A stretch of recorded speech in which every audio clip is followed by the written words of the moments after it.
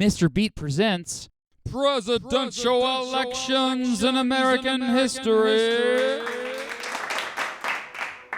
Who knew that a presidential election could directly lead to war? The 19th presidential election in American history took place on November 6th, 1860. Hey, that is my birthday! Well, if I was alive back then.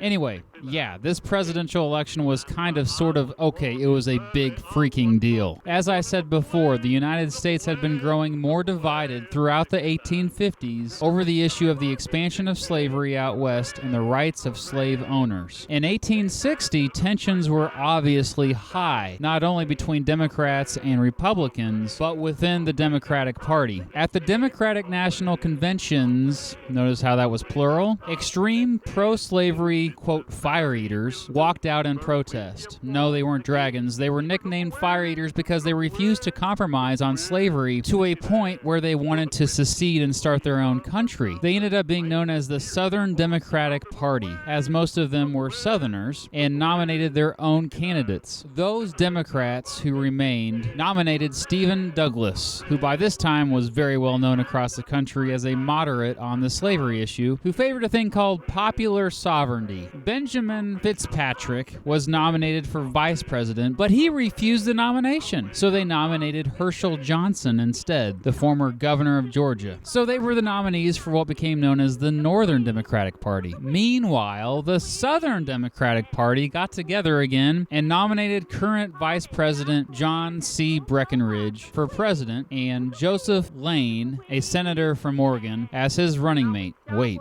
Oregon?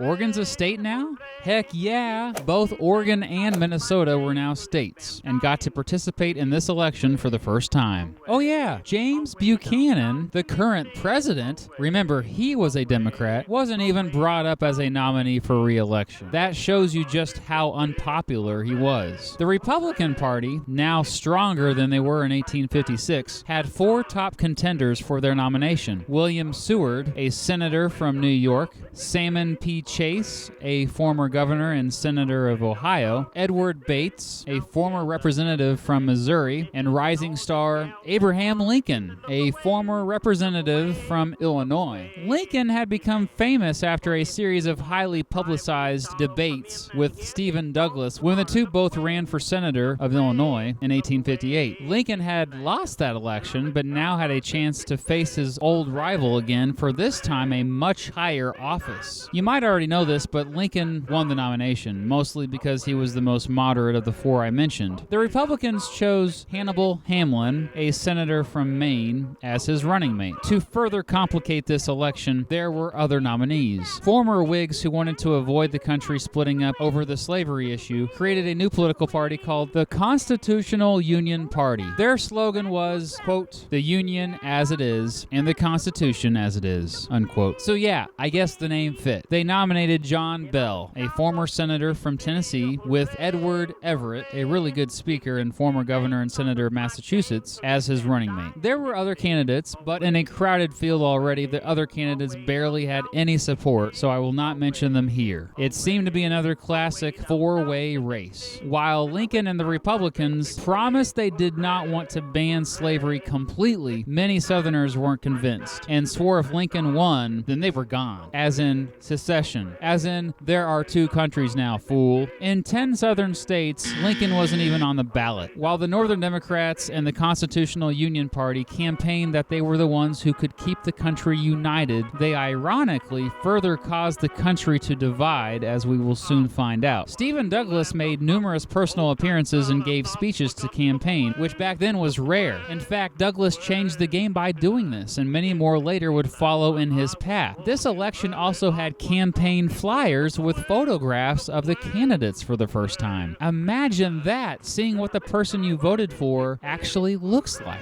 And vote they did. Voters came out to the polls in higher numbers, more so than at any point prior in American history. It's an understatement to say the stakes were high in this one. And here are the results. Although he won less than 40% of the popular vote, Abraham Lincoln won, becoming the 16th president of the United States. While this election had the second highest voter turnout in American history, it was very sectional. For example, the 3 states with the highest voter turnouts voted the most one-sided. Looking at this map, you can easily tell how if you lived in a certain part of the country, chances are you were voting for the same candidate as your region or state. The South was a little less united than the North in who they voted for, though. Abraham Lincoln, who today is considered by most to be the best American president in history, in 1860 only had support of mostly Northerners. He did receive an impressive 180 electoral votes, though, as the North had most of the population of the country. Hannibal Hamlin became the 15th vice president in American history. John C. Breckinridge finished second in the Electoral College, receiving 72 electoral votes, but third in the popular vote with 18.1%. John Bell finished third in the Electoral College, receiving 39 electoral votes, but fourth in the popular vote with 12.6%. Stephen Douglas finished fourth in the Electoral College, receiving 12 electoral votes, but was second in the popular vote with 29.5%. Douglas was the only candidate winning electoral votes in both slave and free states, winning Free State New Jersey and Slave State Missouri. How much did the South hate Lincoln? In the one southern state where he was actually on the ballot, he received just 1.1% of the popular vote. This election was a direct cause of southern states beginning to secede from the Union. Immediately following the election results, a South Carolina convention declared, quote, that the Union now subsisting between South Carolina and other states under the name of United States of America is hereby dissolved, unquote. It was the first state to leave. By the time Abraham Lincoln was inaugurated, 6 more southern states would follow, forming a new country called the Confederate States of America. Lincoln, of course, was against secession and did not recognize the new country. On April 12, 1861, after a group of pro-Union forces refused to abandon their post at Fort Sumter in South Carolina, Confederate forces attacked and easily took them over. This was the beginning of the American Civil War. Just 5 weeks after being sworn in, Lincoln found himself fighting in what would become by far the deadliest war in American history. Welcome to the presidency, Mr. Lincoln. Then I wish I was in Dixie, hooray! I'll see you for the next election, buddy. Hooray! In Dixieland I took my stand to live and die in Dixie. Away, away, away down south in Dixie. Away, away, away down south in Dixie. And I wish I was in